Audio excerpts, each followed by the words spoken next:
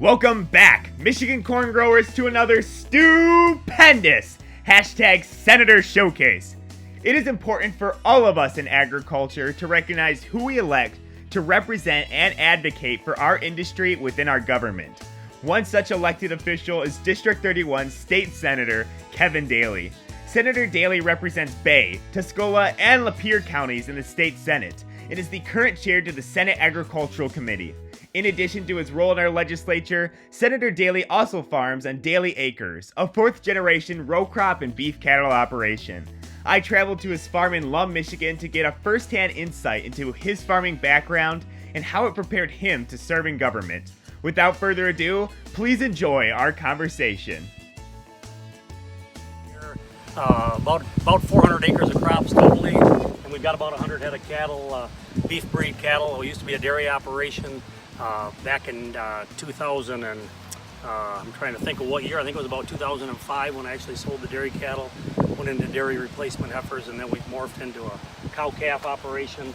These are last year's calves here, and we've got about 100 head around here on the farm from that. But this farm's been in my family for 5 generations. 1881 was when my great-grandfather came here, and his brother came here and purchased the farm and started, and it's grown over the years. And for the center of Lapeer County, you know, there's not a lot of big operations around here, but so a lot of people around here think we're a big operation, which we're far from in today's world.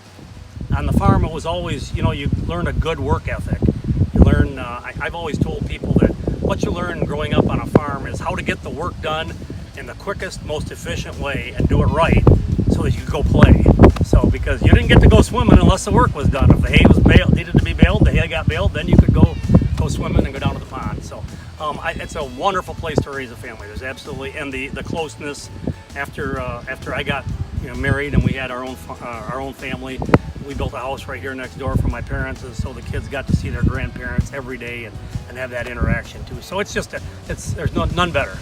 What do I enjoy most about farming? I enjoy being outdoors. I enjoy working. I enjoy watching plants grow, and I enjoy working with family members. So it's always nice to be able to get out. It's good to work with animals, and you know what else it does is it puts you in it keeps you active, keeps you moving, because there's always something to do, and if you can't find anything to do, then something's wrong, because there's always something that needs to be done. It's a wonderful feeling to be able to get up early in the morning, and when you get done at the end of the day, you're tired. That means you've had a good day, good hard working day, and you sleep well at night when you're a farmer.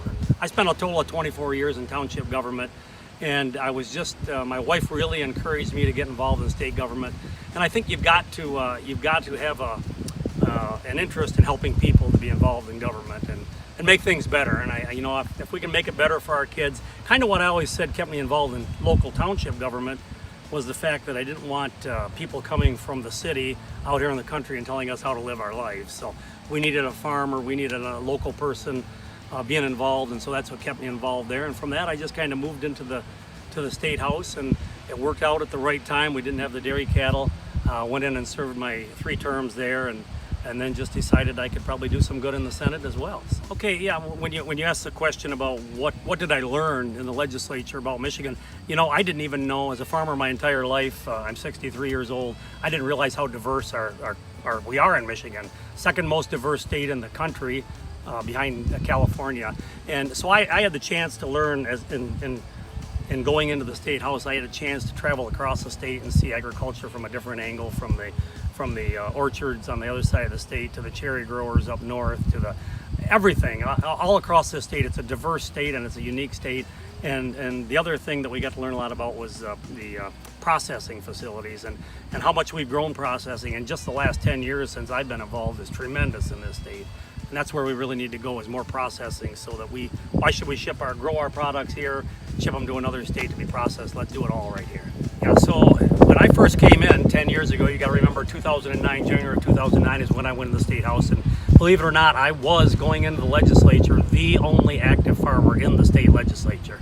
There was no other elected farmer, and when I talk an active farmer, I mean a guy that made a living off the farm. That's all I did for a living was farmed. I mean, the township job was a part-time thing that you did on your day, a free day every now and then.